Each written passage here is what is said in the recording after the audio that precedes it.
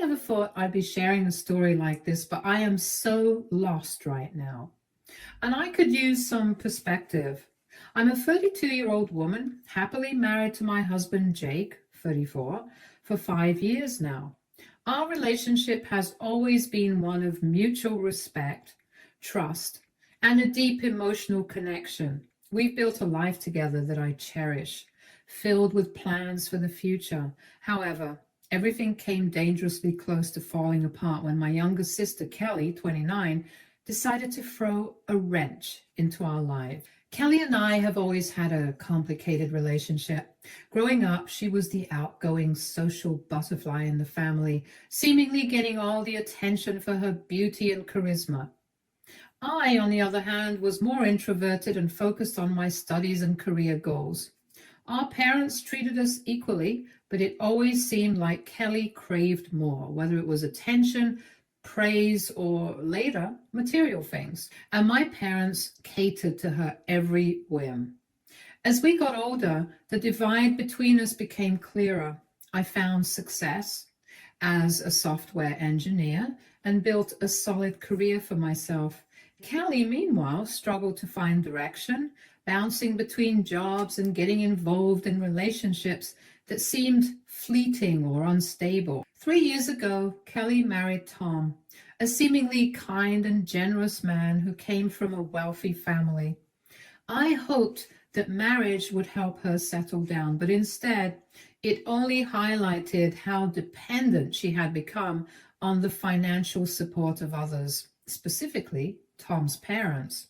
I had heard through the family grapevine that Kelly and Tom's marriage was less than perfect. Tom's family, while supportive, was growing tired of her lack of contribution to the household. In fact, Kelly had been receiving a monthly allowance from Tom's parents to stay in the marriage and maintain appearances. She would often complain to me about how controlling they were, expecting her to hold down a steady job and contribute financially. But I never thought much of it. I didn't realize at the time just how deep her resentment ran, or how far she was willing to go to maintain her lifestyle. Fast forward to this year, as Jake and I prepared for our 5th wedding anniversary, we decided to throw a large celebration, complete with a vow renewal ceremony, inviting our closest family and friends. It was meant to be a joyous occasion, but leading up to it, I had a growing sense of unease regarding Kelly. She had been acting increasingly erratic, making odd comments about Jake, asking strange, probing questions about our relationship. At the time, I brushed it off as just Kelly being Kelly, jealous perhaps, but harmless. About a week before the party, I received a call that changed everything. It was Tom, and his voice was filled with concern. He asked if we could meet, saying there was something important he needed to share. From his tone, I knew it wasn't going to be good. When we sat down over coffee, Tom got straight to the point. He explained that he had overheard Kelly talking on the phone with a friend, casually bragging about a plan she had been working on for months. According to Tom, Kelly had been planting seeds of doubt, making subtle remarks about my marriage to Jake and trying to cause tension. Her plan was to stir up trouble at our anniversary party, hoping to create chaos that would humiliate me and cause a rift between Jake and me. As Tom continued, my shock turned into cold realization. Kelly wasn't just being manipulative, she was actively trying to wreck my life, all to preserve the comfortable lifestyle she'd become accustomed to.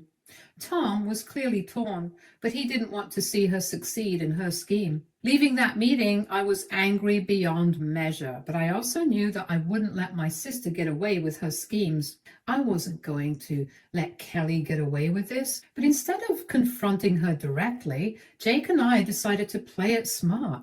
I confided in him, and his reaction was exactly what I needed. He was horrified, just like I was, and we agreed that going head-to-head with Kelly wouldn't work.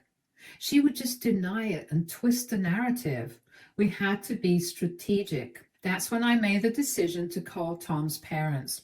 They had always been wary of Kelly, and I had a strong feeling they needed to know what was going on. But instead of telling them about her scheme for the party, I shared something else, something that I had only recently discovered myself. I had recently got to know that Kelly had been recklessly spending large amounts of money. Money she was receiving from Tom's parents, lavish purchases, designer clothes, spa days, luxury getaways. It was all there in black and white. Kelly had been burning through their finances without a second thought. Some of you might say that maybe Kelly was earning that money, but no. Kelly didn't have a job, and according to my own parents, she was living off her in-laws' charity. When I told Tom's parents about the spending, they were understandably shocked. I could hear the disappointment in their voices.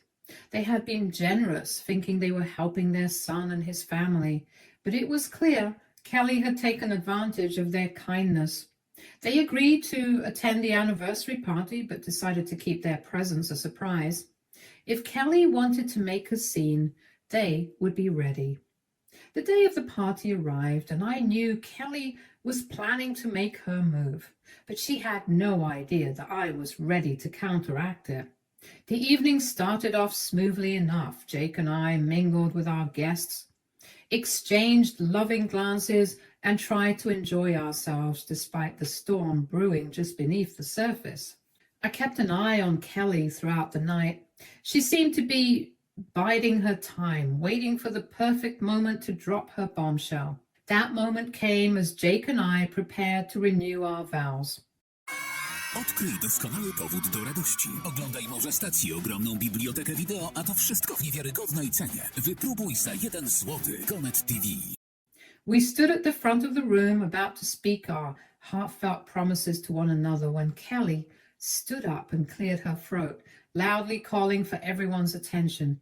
The room fell silent as all eyes turned towards her. With a smug smile, she announced that she was pregnant and that Jake was the father. For a split second, you could literally hear a pin drop. The weight of her words hung in the air. Some of the guests gasped. Others looked at Jake and me with wide-eyed confusion, waiting to see how we would respond.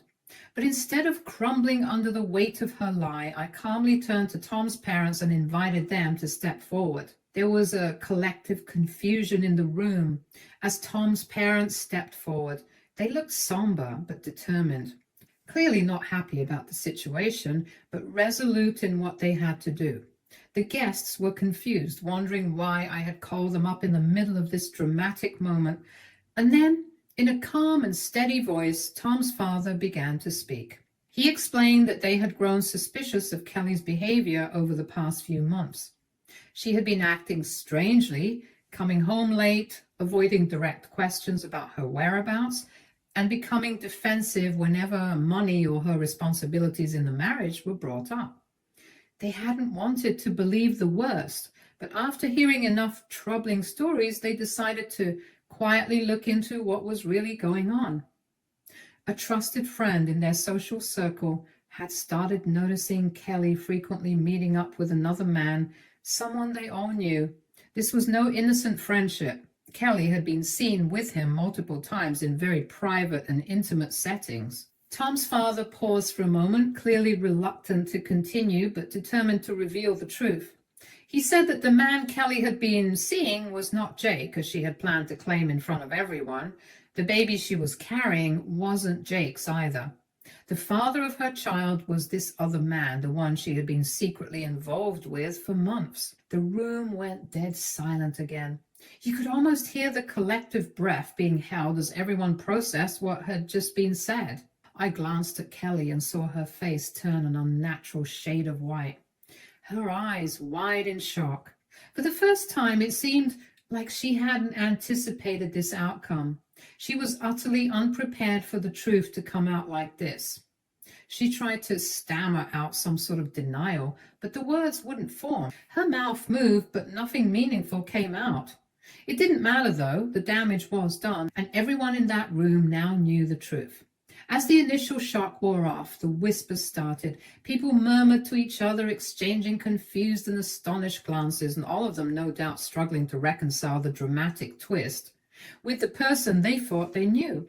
Tom's parents didn't stop there. They went on to announce in no uncertain terms that they would be cutting Kelly off financially. No more allowance, no more support from their family. Kelly had betrayed their trust, and now she would have to face the consequences on her own. I stood there watching it all unfold, feeling a strange mix of emotions. Part of me felt relieved. This plan of Kelly's, designed to destroy my marriage and humiliate me, had completely backfired. She was the one left humiliated, and I had made sure that she couldn't weasel her way out of the truth. But there was also a sense of finality that hit me hard. Kelly wasn't just exposed, she was cut off with no support left. The relationship between us, strained as it had always been, was probably beyond repair now. Kelly stormed out of the party in a fit of rage, hurling insults and accusations at anyone who dared look her way. But it didn't matter. Her dramatic exit couldn't undo the damage.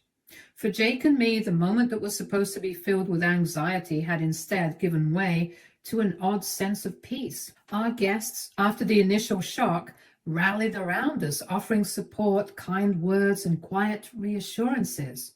We decided to go ahead with renewing our vows, but this time it felt more intimate, more meaningful.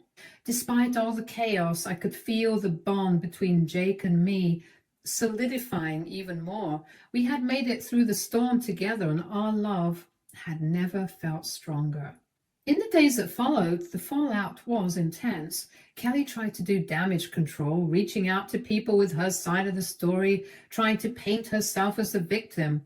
But the truth was out. There was no going back. Tom immediately filed for divorce, and his parents stuck to their word. They completely cut Kelly off. Without their financial support, she had no way to continue living the lavish lifestyle she had grown so accustomed to. From what I've heard, she's been scrambling ever since, trying to figure out what to do next. As for me, I've been dealing with a whirlwind of emotions. On one hand, I feel a deep sense of relief that her plot was exposed before it could cause real damage to my marriage. On the other hand, I can't shake the sadness of knowing that my relationship with my sister is likely beyond repair. The jealousy and resentment she had harbored for so long finally came to a head, and now I feel like I've been freed from that toxic shadow she cast over my life. But there's something else. A nagging question in the back of my mind. Did I take things too far? I keep replaying the events in my head, wondering if there was a different way I could have handled it. Some people have told me I went to an extreme by inviting Tom's parents and allowing everything to come out so publicly. They've said that family matters like these should be kept private, and that I didn't need to humiliate Kelly in front of everyone. And part of me wonders if they're right. Maybe I could have stopped things before they reached that point. Maybe I could have confronted Kelly privately and given her a chance to come clean before everything spiraled out of control. But then I remember the lengths she was willing to go to destroy my life. She was going to stand up in front of everyone I love and lie just to tear my marriage apart for her own gain. If I hadn't been prepared, who knows what damage she could have done. In the end, I chose to protect myself and my marriage. And while I'm left questioning whether my actions were too harsh, I know that the truth needed to come out. What Kelly did was unforgivable. And maybe this was the only way to truly break free from the hold she had on my life. So here I am, torn between feeling justified and wondering if I went too far.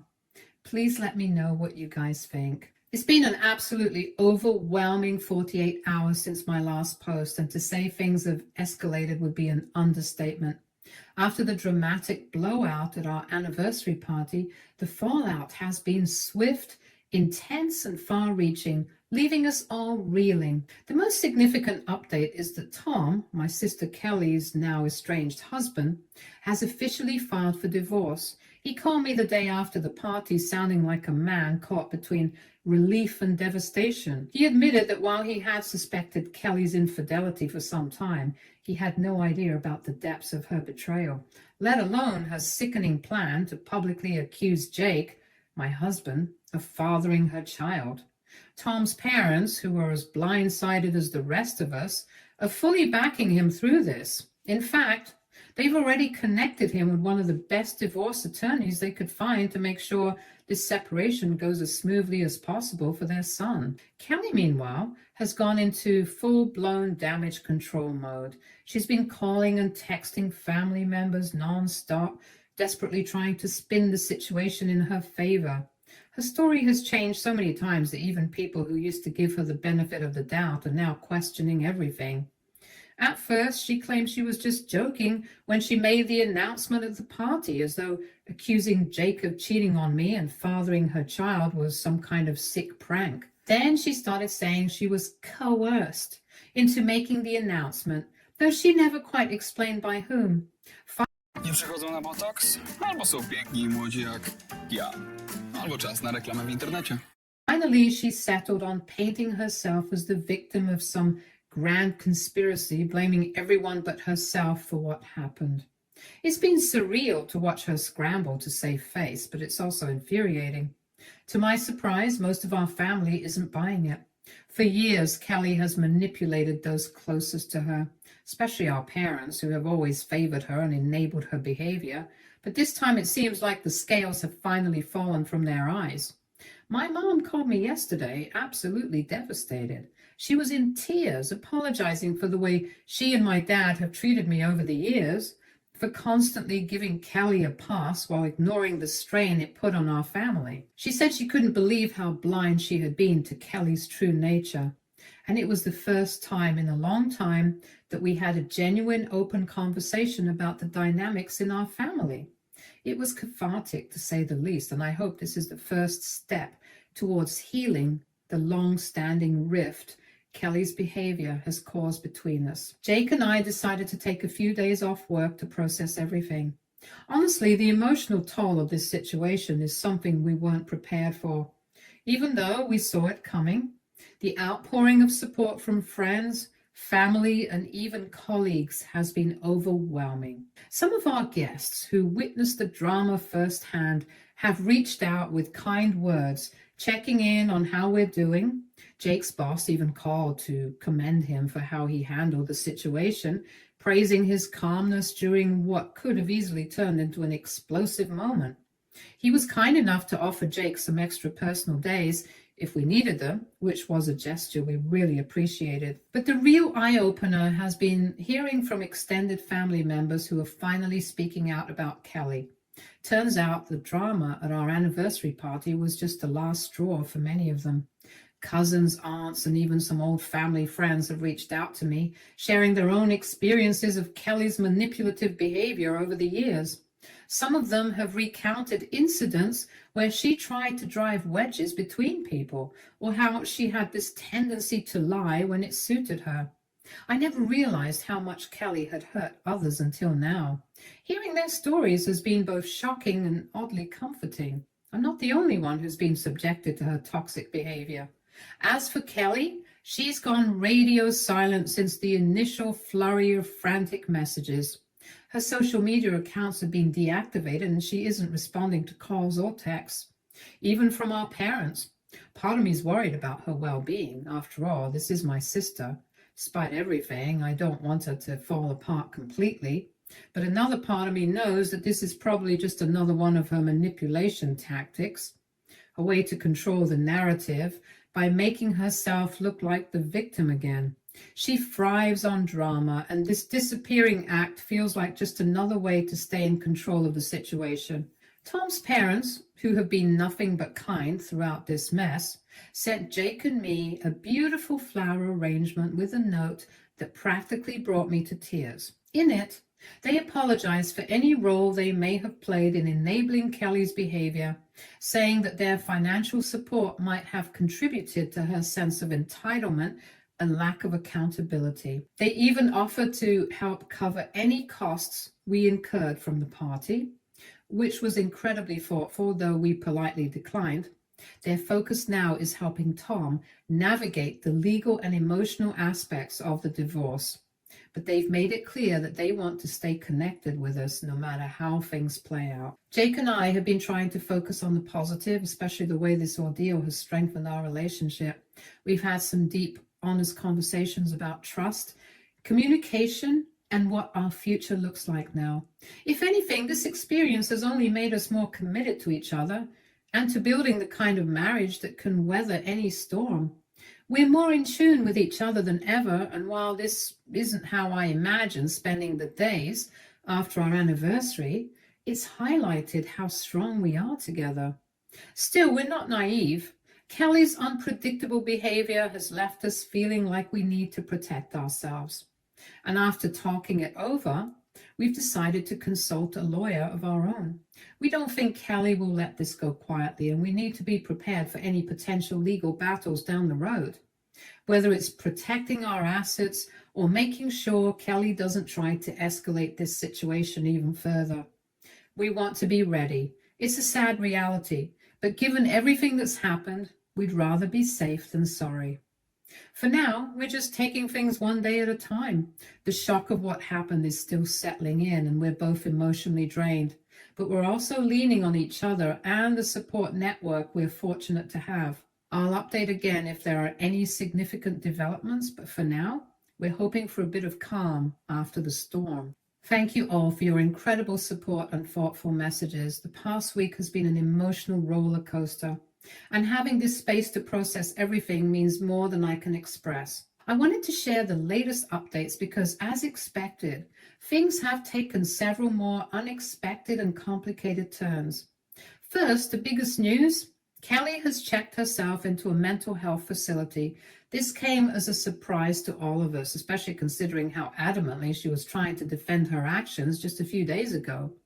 Tom informed me that after realizing the full impact of her behavior, losing her marriage, her financial support, and the respect of our family, Kelly suffered what seemed to be a breakdown. According to Tom, who's still in contact with her for legal reasons, she was admitted voluntarily and is currently undergoing treatment.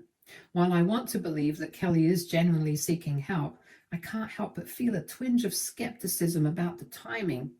It feels convenient that she sought treatment just as the legal consequences of her actions are closing in on her. Part of me wonders if this is yet another attempt to manipulate the situation, but at the same time, I truly hope that this is a turning point for her. The facility she's in has a solid reputation for treating complex cases, and if she's serious about making changes, this could be the step she's needed for years. On the legal front, things are progressing rapidly. Tom has officially filed for divorce, and his lawyer is pushing for him to seek full custody of their 2-year-old son, James. Given Kelly's mental state and her recent erratic behavior, it seems like the best course of action. Tom's primary concern is the well-being of James, and he's heartbroken at the thought of his son being caught up in this mess. From what Tom has shared, his lawyer has already laid out a solid case to demonstrate why Kelly is currently unfit to have primary custody. It's heartbreaking to see how their son is going to be affected by this. Jake and I have been pulled into the legal proceedings as well. We've been subpoenaed to provide statements for Tom's divorce case. While neither of us wants to get involved in the legal mess more than we already are, we understand the importance of supporting Tom and telling the truth. Our lawyer has advised us to keep our statements factual and straightforward, avoiding speculation or emotional commentary, especially when it comes to Kelly's mental state and actions. It's going to be hard, but we'll get through it together. As expected, the ripple effects from Kelly's actions are still hitting our family hard. My parents in particular are struggling to cope with the situation. My dad has thrown himself into work, barely saying a word about what's happening, and when I try to talk to him, he just brushes it off. My mom, on the other hand, is all over the place emotionally. One minute she's defending Kelly, blaming her behavior on stress or mental health issues, and the next she's racked with guilt for having enabled her for so many years. I've suggested family therapy to help us all process this, but so far, they've both resisted the idea. I'm holding on to the hope that they'll come around eventually, because I don't think any of us can heal from this without some serious conversations. On a brighter note, this ordeal has strengthened my relationship with Jake in ways I hadn't anticipated. We've been spending a lot of time talking about our future, what we want, and how to protect what we've built together. We've even started discussing the possibility of starting a family, which is something we'd always talked about in vague terms, but are now thinking more seriously about. This whole experience has shown us how important trust, communication, and mutual support are in a relationship. And we're more committed than ever to making sure we never take that for granted. Our friends have also been amazing. We've had a few small gatherings over the past couple of days, and it's been such a relief to spend time with people who love and support us without the weight of the drama hanging over our heads. Last night, we had a game night with a few close friends, and for the first time in days, I was able to laugh without feeling the heaviness of everything that had happened. It was exactly what we needed. Work has been another surprising source of support. After confiding in my manager about what's going on, she's been incredibly understanding and flexible, allowing me to adjust my schedule if I need time for legal meetings or just to clear my head. Jake's company has been equally supportive, offering him personal days and checking in regularly. Knowing we don't have to worry about work has been such a relief during this overwhelming time. One of the more unexpected outcomes of this whole situation has been reconnecting with my cousin Emma. We were really close as kids, but over the years we drifted apart, mostly because of Kelly's influence and the way she tended to monopolize family relationships.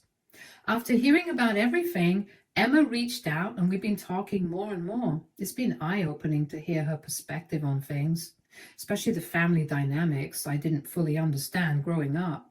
Rebuilding this bond with Emma has been one of the few silver linings in all of this. As for Kelly's pregnancy, we've learned through Tom that it's still in the early stages. Given her mental state and the legal complications, nobody knows what her plans are moving forward. Tom's parents, understandably concerned about the unborn child's welfare, are already exploring options to ensure its safety. It's a sensitive, complicated situation, and right now, nobody knows how it's going to unfold. Looking ahead, Jake and I are trying to find a way to move forward without letting this situation consume us. We've decided to book a small getaway next month, just the two of us, to get away from the stress and focus on reconnecting. It'll be a short break, but I think it's exactly what we need to recharge and realign after everything that's happened. I'll continue to provide updates as things progress, but for now, we're just taking it one day at a time, focusing on healing and strengthening the positive relationships in our lives. I'm grateful for this community, and I appreciate all the support more than I can say. Thank you all again for your unwavering support. The past week has brought more unexpected turns, and while things are moving forward, it feels like we're constantly on edge, waiting for the next wave to hit. Here's the latest on what's happening with Kelly and our family. Kelly was released from the mental health facility into outpatient care, and unfortunately, her behavior hasn't stabilized as we hoped it would. A few nights ago, she showed up at our parents' house demanding to see me. When they told her I wasn't there, she lost her temper, accusing them of betraying her and choosing sides. It escalated to the point where my father had to threaten to call the police before she finally stormed off. Early the next morning, I woke up to a flood of texts from Kelly, ranging from apologies to blaming me for her situation. It's clear she's still struggling, but her actions have left us feeling increasingly unsafe. After a lot of difficult conversations with Jake, our lawyer, and even a family therapist, we made the decision to file for a temporary restraining order against Kelly. This wasn't something we wanted to do, but with her behavior becoming more unpredictable and volatile, we felt like we didn't have another choice. It's a heartbreaking move, but we have to prioritize our safety and mental well-being. The legal system moves slowly, but the restraining order should give us some peace of mind as we navigate the next steps. The divorce between Kelly and Tom has taken a nasty turn. What started as a relatively straightforward case has spiraled into an all-out battle. Kelly is now contesting the custody agreement, making all sorts of wild claims against Tom, trying to paint him as an unfit father. She's also demanding a huge chunk of Tom's family's wealth, claiming she deserves compensation for emotional damages and loss of status. Tom's lawyer is confident that these accusations won't hold up.